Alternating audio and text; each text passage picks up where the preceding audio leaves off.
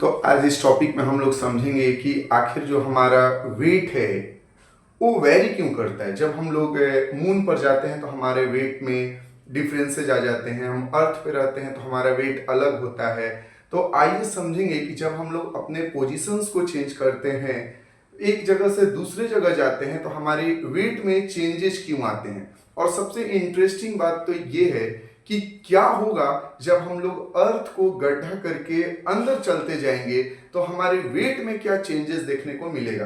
तो जब हम लोग अर्थ के अंदर जाते हैं तो हमारे जो वेट है वो कम होना शुरू हो जाते हैं, और यहाँ तक कि आपको बता दे कि आपका मास तो बिल्कुल कांस्टेंट ही रहता है, लेकिन जैसे ही आप इस अर्थ के सेंटर पर जाएंगे तो आपका जो वेट होगा वो जीरो हो जाएगा। तो आखिर जो आपका वेट है वो क्यों चेंज होता है, उसके पीछे रीजन क्या है और वेट होता क्यों है, उसको हम लोग समझेंगे। तो आइए सबसे पहले एक हम लोग अर्थ का यहाँ पर पिक्चर लाते हैं, ठीक है। और डिफरेंट डिफरेंट पोजीशंस पर हम लोग अर्थ के ऊपर जो वेरी कर रहा है हमारा वेट, उसको हम लोग समझेंगे, ठीक है। तो आपको एक बात बता देते हैं कि जो हमारा वेट होता है वो अर्थ के ग्रेविटी की वजह से आता है। आप ग्रेविटी बोलो या ग्रेविटेशन बोलो, सेम बात है, लेकिन अर्थ के लिए हम लोग ग्रेविटी वर्ड यूज करते हैं। ये ग्रेविटी क्या है? तो ग्रेविटी एक पुलिंग फोर्स है, एक अट्रैक्शन फोर्स है, जो कि हमारे हेवनली बॉडीज या इस यूनिवर्स में जो भी ऑब्जेक्ट्स हैं वो अपने अंदर से एक ग्रेविटेशनल फोर्स क्रिएट करते हैं, जो कि सामने वाले बॉडी को क्या करता है, उसमें अट्रैक्ट करते हैं अपने तरफ। समझ गए कि नहीं?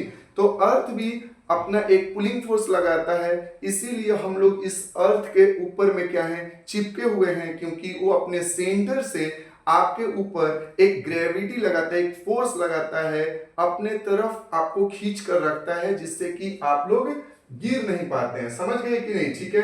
तो यहाँ पर एक हम लोग आज इसको डिटेल में समझेंगे कि आखिर ऐसा क्यों होता है। तो जैसे कि ये एक सिंपल हमारे पास पिक्चर है अर्थ का, और इसको हम लोग ले लेते हैं। चलिए, यहां पर हम लोग ये डिटेल में समझने वाले हैं कि ऐसा क्यों होता है।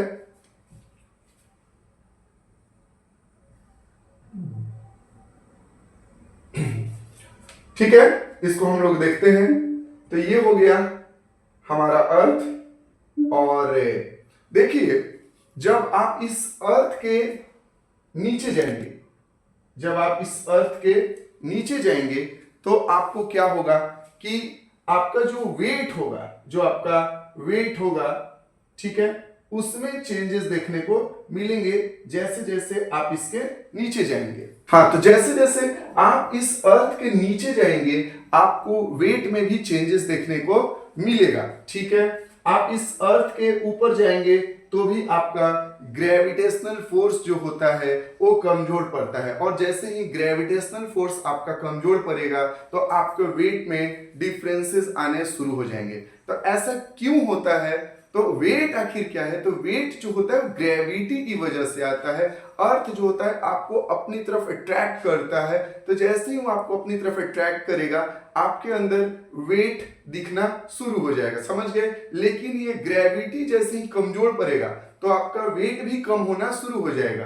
तो हम लोग आज इस वीडियो में समझेंगे कि आखिर हम लोग अर्थ के अंदर जाते हैं तो हमारा वेट क्यों कम होने लगता है, ये सेंटर पे जाने के बाद आपकी वेट क्यों जीरो हो जाती है, आप अर्थ के ऊपर जाते हैं तो क्या होता है, आप इस पोल पे रहेंगे तो क्या होगा, और यहाँ पर जो इक्वेटर है आप इस पे रहेंगे तो आपके वेट क्या होंगे, इसको हम लोग डिटेल में समझने वाले हैं। तो सबसे पहले तो हम ये देखते हैं Newton's law of gravitation. Newton, तो आज हम लोग समझेंगे सबसे पहले Newton's law of gravitation. Newton's law of gravitation में हम लोगों ने क्या देखा था कि F is equal to G m1 m2 upon में आर स्क्वायर। हम लोगों ने क्या देखा? F is equal to G m1 m2 upon में आर स्क्वायर, ठीक है।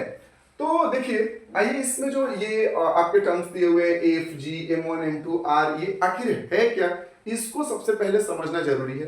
ये एफ जो है ये ग्रेविटेशनल फोर्स है। इस फोर्स को हम लोग सेंट्रल फोर्स भी कहते हैं। क्या कहते हैं बाबू? इसको हम लोग सेंट्रल फोर्स भी कहते हैं। क्यों इसको हम लोग सेंट्रल फोर्स कहते हैं? क्योंकि मान लीजिए ये आपका अर्थ है और ये आपका मून है। क्या है? ये आपका मून है, ठीक है।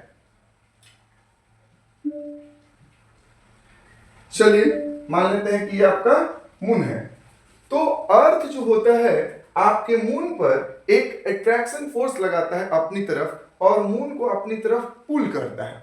तो वैसे ही न्यूटन थर्ड लॉ के माध्यम से मून भी क्या करेंगे? अर्थ को अपनी तरफ अट्रैक्ट करेंगे। तो ये जो फोर्स दोनों बॉडी के बीच में लग रही है, तो ये सेंटर से लग रहा है। कहां से लग रहा है बाबू? सेंटर से लग रहा है। इसीलिए इस फोर्स को हम लोग सेंट्रल फोर्स भी कहते हैं, ठीक है।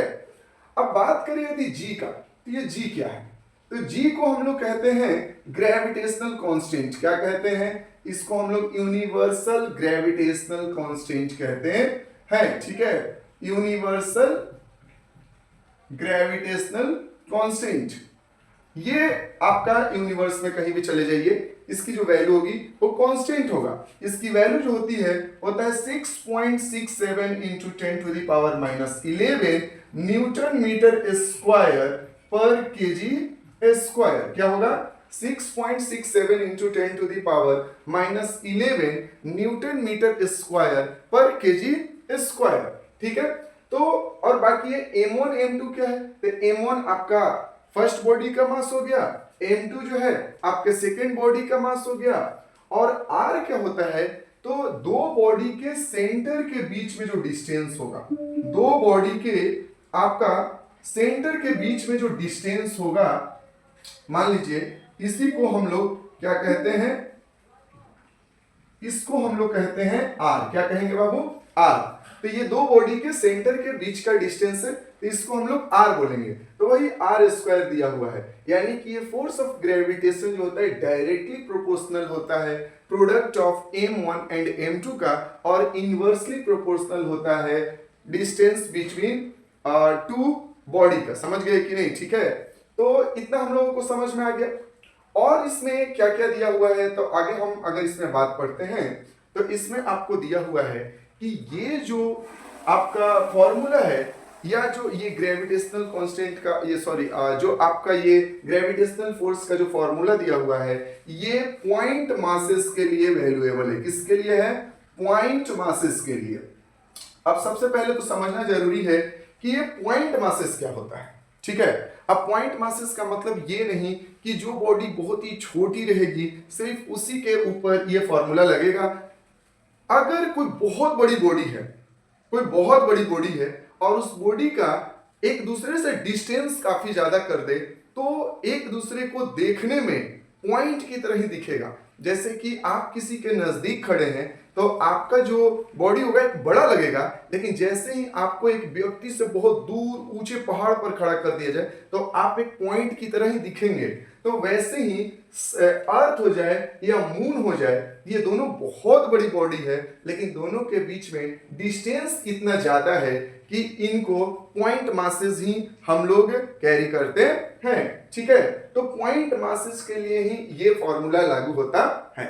अगर हम नेक्स्ट बात करते हैं तो ये जो होता है F21 इज इक्वल है, मतलब कि आपके सेकेंड बॉडी पर जो फर्स्ट की वजह से फोर्स लग रही है, वो आपके फर्स्ट बॉडी पर सेकेंड की वजह से जो फोर्स लगेगा वो दोनों इक्वल होंगे। समझे कि नहीं? यानी कि न्यूटन थर्ड लॉ, मून जो है अर्थ पर जितना फोर्स लगाएगा उतना ही फोर्स अर्थ जो है मून पर भी अपनी तरफ लगा रहा है। इक्वल एक्शन एंड रिएक्शन हो रहा है, डायरेक्शन तो अपोजिट होता है, ये आपको पता ही है। हम लोगों ने नेक्स्ट पॉइंट क्या देखा कि force on one with respect to two is equal to, यहां पर फोर्स माइनस में देंगे क्योंकि जब दूसरी बॉडी दूसरे वाले ऑब्जेक्ट पर लगाएगी तो अपोजिट डायरेक्शन में लगाएगी। तो F on two with respect to 1 होगा, समझे? ठीक है। और बात करें तो और इससे हम लोग क्या समझते हैं, तो हम लोगों ने इसमें देख लिया कि ये पॉइंट मासेस के लिए होता है, इक्वल एक्शन एंड रिएक्शंस होते हैं। ये जो होता है एक अट्रैक्टिव फोर्स होता है, ठीक है। ये हमेशा अट्रैक्शन करता है। यहां पर आपको रिपल्सन देखने को नहीं मिलेगा। मतलब कि जैसे कि आप दो मैग्नेट ले लेते हैं और मैग्नेट का जो नॉर्थ पोल एक साइड लेंगे या साउथ पोल जब एक साइड करेंगे तो वहां पर देखेंगे कि दोनों के बीच में आपको रिपल्सन देखने को मिलेगा। लेकिन यहां पर जो दो बॉडी हैं इनके बीच में आपको रिपल्सन नहीं, ग्रेविटेशनल फोर्स जो होता है हमेशा अट्रैक्टिव होता है, जो हमेशा अट्रैक्ट करता है। अगर हम इसके बाद बात करते हैं तो ये स्मॉल मासेस पर फील नहीं होगा। जैसे कि आपका चलिए हम नेक्स्ट बात करें यदि, तो ऐसा बताया जाता है कि इस ब्रह्मांड में, इस यूनिवर्स में आपका जो भी बॉडी है, हर एक बॉडी एक दूसरे पर एक पुलिंग फोर्स लगाता है। जैसे कि हम हैं और यहां पर कोई और व्यक्ति है, तो हम दोनों एक दूसरे पर फोर्स लगा रहे हैं, अट्रैक्शन कर रहे हैं एक दूसरे को। तो जब दो बॉडी आपस में सर अट्रैक्ट करती है, क्लास में इतने सारे बच्चे बैठे हुए होते हैं, जब वो लोग एक दूसरे को अट्रैक्ट करते हैं तो सब लोग चिपक क्यों नहीं जाते हैं? आखिर ऐसा क्यों नहीं होता है? देखिए उसमें होगा क्या कि अट्रैक्शंस तो हो रहे हैं, लेकिन इस g की वैल्यू देखिए तो 10 to the power -11, 10 to the power -11 यानी माइनस में है तो ये 10 कहां आएगा? नीचे आएगा। समझ गए कि नहीं? ठीक है, अब 10 का पावर 11 करके देखिए कि इसकी वैल्यू कितना आ जाएगी? नीचे में। समझ गए कि नहीं? ठीक है, फिर उसके बाद वो मल्टीप्लाई होगा आपका जो बीच में डिस्टेंस होगा उसका स्क्वायर का, तो एक बहुत बड़ी वैल्यू आ जाएगी। और यहां पर जो होगा आपका मास, तो आपका मास जो होता है बहुत ही कम होता है। इस पृथ्वी के कंपैरिजन में आपका मास बहुत कम होगा। और जैसे ही आपके मास को मल्टीप्लाई करके इस 10 टू द पावर -11 से डिवाइड करेंगे तो जो वैल्यू आएगा फोर्स ऑफ ग्रेविटेशन का वो इतना कम आएगा कि आप लोग वो फोर्स जो आपके बीच में लग रहा है, अट्रैक्शन फोर्स जो लग रहा है, आप उसको फील ही नहीं कर पाओगे। तो यहां पर जो दो बॉडी होते हैं, टू बॉडी इस ब्रह्मांड में, ठीक है, ये एक दूसरे को अट्रैक्ट करते हैं। ठीक है, अगर हम स्मॉल मैसेज की बात करें, हम अपने जैसे बॉडी की अगर हम बात करते हैं तो हम भी अट्रैक्ट करते हैं, लेकिन ये चीज हमें फील नहीं होता है। क्या नहीं होता है? ये चीज हमें फील नहीं होता है। क्यों नहीं होता है फील? क्योंकि इस g की वैल्यू बहुत ही कम है। इस g की वैल्यू बहुत ही कम है, जो कि इतना कम ग्रेविटेशनल फोर्स क्रिएट होता है कि उसको हम लोग फील ही नहीं कर पाते हैं। समझ गए? तो यहां पर हम लोगों ने ये समझ लिया है कि जो आपका न्यूटन्स लॉ ऑफ ग्रेविटेशन है उससे क्या क्या हम लोगों के बीच पता चलता है। तो ये एक छोटा सा आपको इंट्रोडक्शन था। इसके बाद हम लोग समझेंगे